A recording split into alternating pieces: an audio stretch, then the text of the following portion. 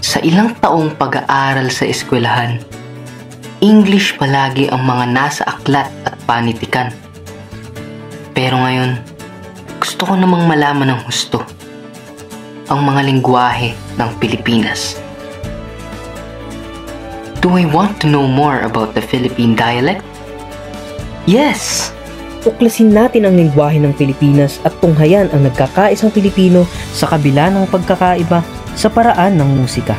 Ito ang musikang para sa Pilipinas, mga Pilipino at sa ating wikang Filipino.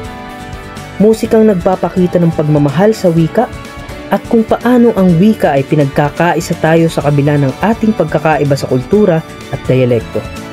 Pilipinas na mayroong 111 na dialekto mula Luzon, Visayas at Mindanao. Kagaya ng magandang araw, naimbag nga aldaw, maayong buntag, buenos dias, mayapayaldo, tsama bukas, maray na aldaw, maayong adlaw, assalamualaikum. Ipinagmamalaki ang bawat pinagmulan. Ako ay Ilocano. At ako ay Bicolano. Ako ay Cebuano. Ako ay Filipino. At namin ang wikang Filipino.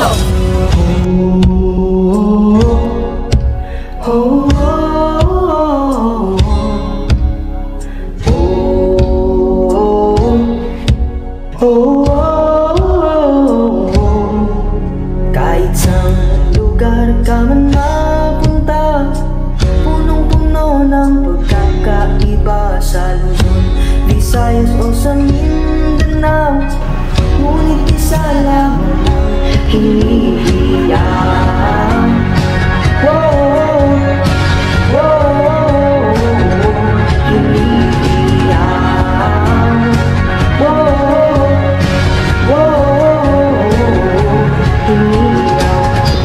Magkaiba,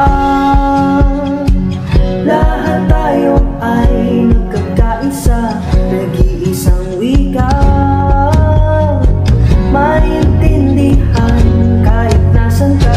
Talong o Bicol, minsan ay waray, mga dialekto, isa ang kulay. Kulturay gunong-guno, Pilipino ang puso. Kahit saan lugar ka mapunta, punong-puno ng pagkakaiba sa Luzon, Visayas o sa Mindanao. Ngunit isa lang ang hinihiyaw.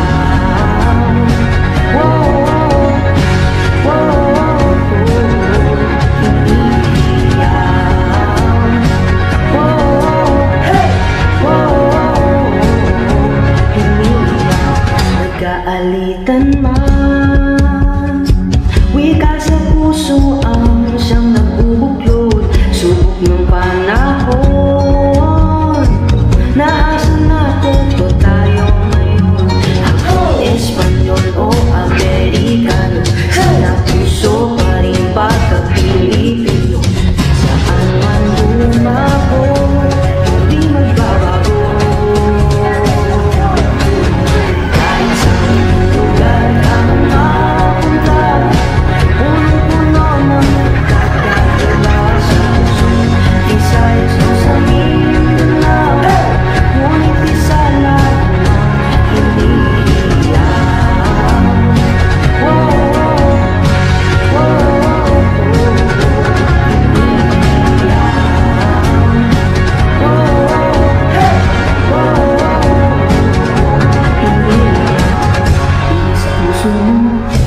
Isa puso mo, isa puso mo, ikaw Pilipino. Isa puso mo, isa puso mo, isa puso mo, ikaw Pilipino. Isa puso mo, isa puso mo, isa puso mo, ikaw Pilipino.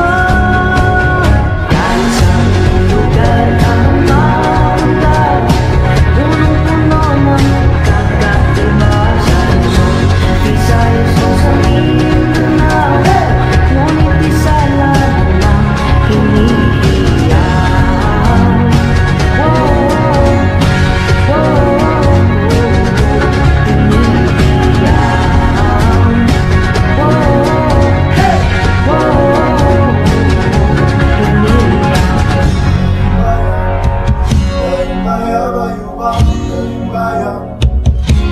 Iba-yaba yung